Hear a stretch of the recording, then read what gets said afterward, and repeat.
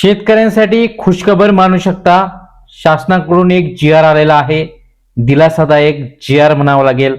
कर्जमाफी 2025 latest update आजचा जी R आहे. सर्वात प्रथम जी आर पाहू आणि खरीच खुशखबर आहे का की कर्जमाफी जाहीर होणार आपल्यासाठी, आपल्या शेतकऱ्यांसाठी. आपले बच्चू कडू साहेब आंदोलन करत आहेत आणि आता यात मार्ग निघणार का हे पण पाहणं गरजेचं आहे. पण जी आर कोणता आलेला आहे, कर्जमाफी खरीच झालेली आहे का किंवा कर्जमाफीची तयारी सुरू आहे का ते आता पाहूयात. शेतीवाडी या चॅनलवरती नवीन असाल सबस्क्राईब करायला विसरू नका.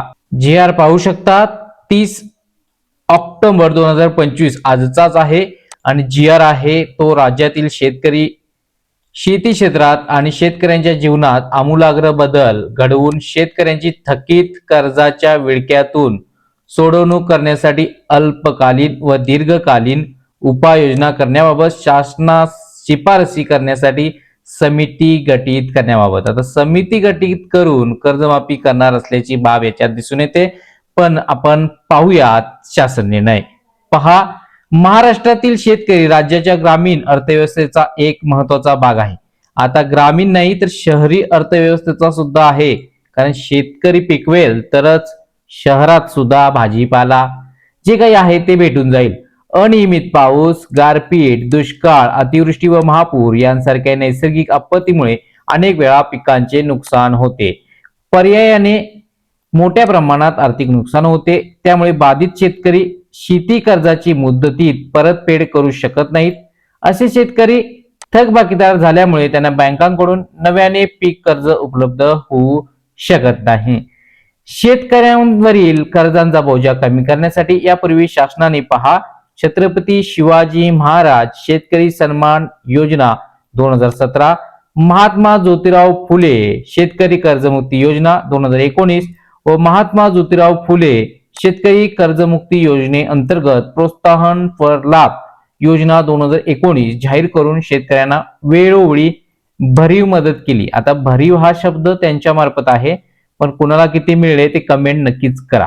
राज्यातील शेतकरी कर्जमाफी नंतरही वारंवार थकीत कर्जाच्या तृष्ट चक्रामध्ये अडकत असल्याचे दिसून येत आहे. त्यामुळे शेती क्षेत्रात आणि शेतकऱ्यांच्या जीवनात आमूलाग्र बदल घडवून शेतकऱ्यांची थकीत कर्जाच्या विळख्यातून कायमस्वरूपी सोडवणूक करण्यासाठी अल्पकालीन व दीर्घकालीन उपाययोजना करण्याची आवश्यकता आहे.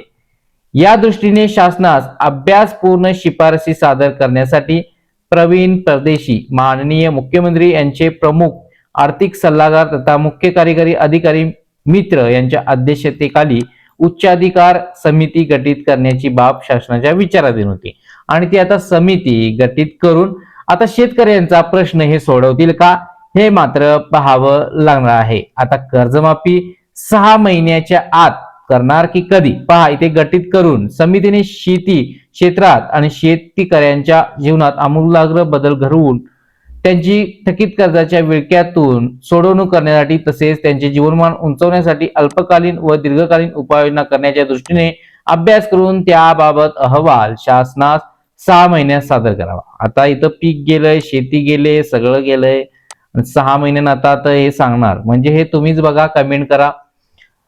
आपल्या चॅनलला सबस्क्राईब करा. कारण का जे काही राजकारणी मंडळी आहेत त्यांचं भ्रष्टाचार पाहायला गेला तर कितीतरी हजारो कोटी आहे. त्याचबरोबर विजय मल्ल्यासारख्या लोकांसाठी इतके अनुदान म्हणावं लागेल, इतका बोजा शासनाने म्हणजेच आपल्या सरकारने सहन केलेला आहे आणि शेतकऱ्यांसाठी इतकी तुटपुंजी मदत करत असेल तर तुम्हीच विचार करावा की कमेंट सेक्शन तुमचं भरून गेलं पाहिजे. चॅनलला सबस्क्राईब केलं पाहिजे. नेक्स्ट व्हिडिओ त्याबद्दलचा नक्कीच असेल.